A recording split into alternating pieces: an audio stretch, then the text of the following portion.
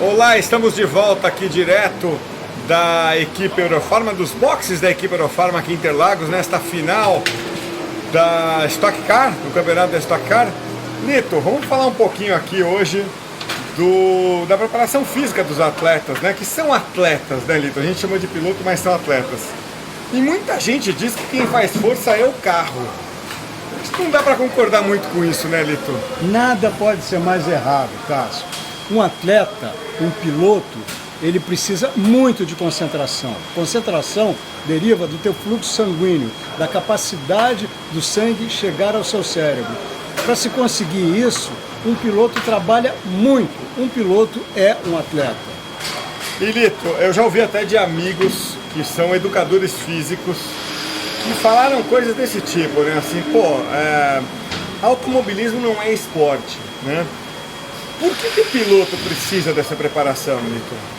Porque quando o educador físico, que lógico, é um profissional do ramo, quando ele fala isso, o parâmetro dele é o carro que ele dirige, é o carro de rua. Nada mais longe de um carro de rua do que um carro de competição. Tudo num carro de corrida é voltado para o desempenho. Não tem isolamento térmico, não tem isolamento acústico, o volante é pesado, tudo exige muito esforço, tudo em prol do desempenho. Porque todos os acessórios que você pode imaginar num carro de rua, eles consomem potência, eles consomem corrente elétrica e com isso, no carro de corrida, perde desempenho. Bom, às vezes você vai ouvir esse barulhão aqui, que a gente está do lado da pista, a gente está dentro de um box e não é o som de ópera que você poderia ouvir aqui hoje. Bom, a gente preparou aqui um infográfico que eu quero compartilhar com você, Lito. Eu trouxe aqui uma comparação entre o desempenho que teria um piloto, ou na verdade os pilotos da Eurofarma, e atletas comuns e atletas profissionais. Então a brincadeira é a seguinte: imagina que os pilotos aqui da Eurofarma, os 3 pilotos, decidissem domingo que vem ir correr uma meia maratona, sem nenhuma preparação específica. Que tempo eles fariam, pelo que a gente pôde conversar com eles nesses dias aqui? Então eu apurei o seguinte, Lito: nos 21,1 km, que são a distância, que é a distância de uma meia maratona, eles fariam algo como 1h20, 1h30, sem preparação específica. Eu desconfio que com uma preparação específica eles fariam um tempo até melhor do que isso. É um tempasso para um amador na modalidade, não é, Lito? Sem a menor dúvida. A minha experiência de meia maratona está muito longe disso. A minha também. E olha que é um esporte que eu pratico já há mais de 10 anos, há quase 15 anos, tá? Eu pessoalmente como amador. Um pangaré, né? Eu costumo brincar. Pangaré escovado, bem tratado, sim, mas ainda na categoria pangaré. Aqui, ó, nessa categoria aqui, tá? Porque a grande massa dos amadores vai fazer ali de 1h50 para cima. Sim. Se você pegar ali uma prova comum dessas de rua, as pessoas vão fazer a massa ali, os 80% dos participantes vão fazer ali de 1h50 para cima, tá? E se você pegar o recordista brasileiro e sul-americano da meia maratona, que é o Marilson Santos, o recorde dele é de 59 minutos e 33 segundos. Quer dizer, o Ricardo Maurício, o Daniel Serra, o Max Wilson, os 3 pilotos da equipe Eurofarma, eles estão mais próximos do recordista sul-americano e brasileiro do que da grande massa. Sem dúvida, sem dúvida. Olha, Cássio, eu estou vendo esses tempos aí, eu acho o tempo deles monumental, 1h20, 1h30. Quando eu fiz a minha única meia maratona, foi em 2007. Eu estava treinado especificamente para aquilo. Claro que eu não tinha a idade deles, mas eu já tinha feito 4 São Silvestres, eu treinava 3, 4 vezes por semana, controlava a alimentação, e no Rio de Janeiro a minha média, o meu tempo foi 2h20. E quando acabou a meia maratona, eu tive cãibra nas 2 pernas, caí no chão. Quer dizer, foi o meu limite. Eu esgotei toda a minha reserva. 2h20. Olha o tempo que eles fazem. Bom, então você vê só, você fez o mesmo ano que o Marilson bateu É a única recorde coisa que dele. nós temos em comum. E eu, com uma vida toda, com várias maratonas do currículo, o meu melhor, aos 33 anos, portanto faz tempo já, passei dos 40, foi 1h34. Você vê como eu não cheguei no tempo deles, sem preparação. Os caras são uns baita atletas, Vitor. Esse é o que precisa ser visto e precisa ser entendido. Os esforços a que esses pilotos são submetidos dentro de um carro de corrida, o público não imagina. E por quê? É aí que eu quero chegar com um outro infográfico aqui, bem rápido. Por que eles precisam dessa preparação toda? Como a gente acabou de falar, e o público não entende. O que acontece dentro do carro que exige que eles sejam esse baita atleta? É esse resuminho que está aqui na tela, né, Eli? Exatamente. E quando você fala em temperatura alta, você fala em temperatura muito alta. Muito alta. Dependendo da cidade, uma cidade mais quente, como você vê, por exemplo, como corre em Goiânia, debaixo de sol, as corridas são por volta de 10, 11 da manhã, o sol a pino, esses carros não têm isolamento térmico, não tem isolamento acústico, o barulho é muito grande e o motor é um pouco recuado. O motor é dentro da cabine e o motor irradia muito calor. Então você fala numa temperatura interna mínima de 50 graus, chegando a 60, 65. Isso significa que na segunda ou na terceira volta, a temperatura corporal do piloto já passou dos 38 graus. É temperatura febril.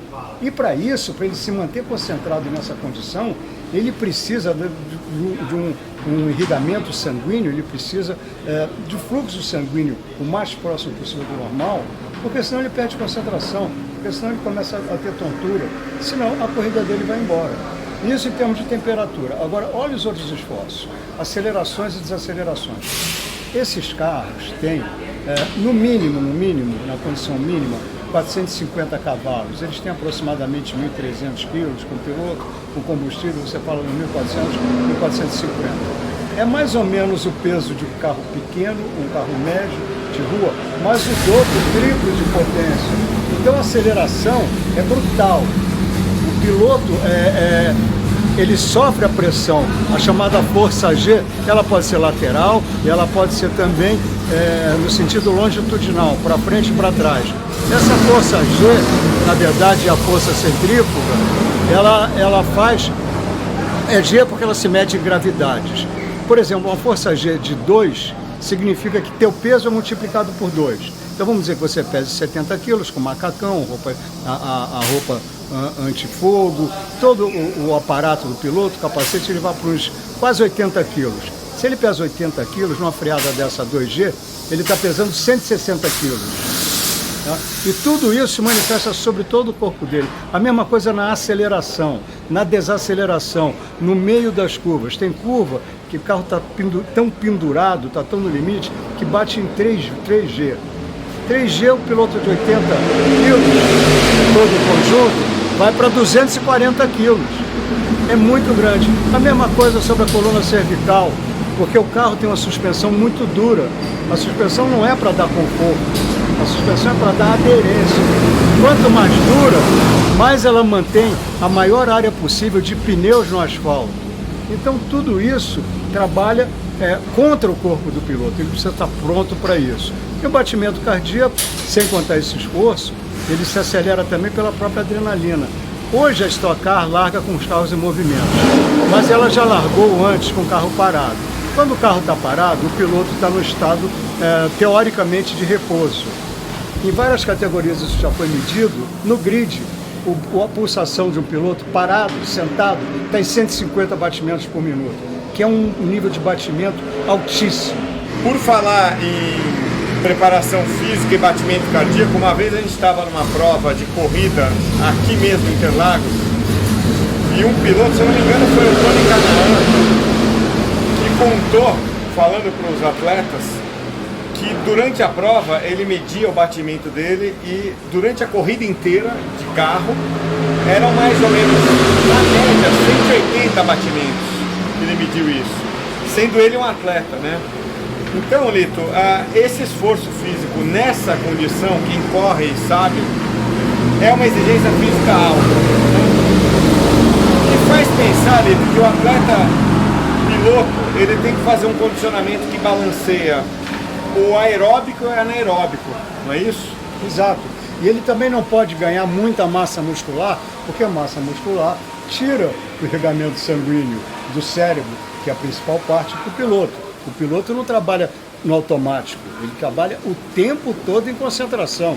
Ele está concentrado nas trajetórias, ele está concentrado no desempenho dos pneus, quanto caiu, quanto não caiu, temperatura de motor, pressão de óleo. Ele tem muitas informações, muita coisa lá dentro que ele precisa estar registrando. E ainda tem que estar de olho na concorrência. O Lito, na véspera dos primeiros treinos aqui em Interlagos, foi até a sede da Eurofarma, conversou lá com o Ricardo Maurício, com o Daniel Serra, depois conversou aqui com o Max Wilson. Vamos ver esse bate-papo que o Lito teve com os pilotos, falando justamente de preparação física. Bom, eu basicamente trabalho a parte muscular, para ter força suficiente para volante. Obviamente, quando o câmbio era na mão é muito mais difícil. E tem a parte aeróbica, que é muito importante. A gente fica no carro, é uma das 2 corridas na Stock Car, quase 2 horas, é um carro que dentro a temperatura chega a mais de 50 graus. Então faço tanto treino de força quanto treino de resistência. Qual tipo de resistência? Nada, bicicleta? Eu normalmente corro, eu faço corrida, nado às vezes também, mas não gosto muito de natação. Mas basicamente correr, bicicleta e musculação. Eu tô pedalando agora, tô com 40 anos, correr a pé me dói um pouquinho as costas, então eu acabei indo para o pedal e é onde eu acabei me achando, gostei bastante e estou me dedicando bastante à bicicleta. Estou direto pedalando com o Burt, com outros amigos, mas o Burt que é um ex-piloto, um grande amigo e é isso, parte de limitação, concentração e muito trabalho junto à equipe. A gente vem se preparando durante o ano inteiro, não adianta achar que agora que chegou a final a gente vai encontrar uma forma mágica, alguma coisa para fazer. Acho que isso é o trabalho de vários anos. A gente tem uma linha que a gente trabalha e acredita nela e que vem funcionando para mim. Então a gente só seguir. Eu tenho, acho que, as pessoas certas trabalhando comigo, o que me deixa mais tranquilo. Então não tem mágica ou uma poção mágica. Acho que é o trabalho do dia a dia.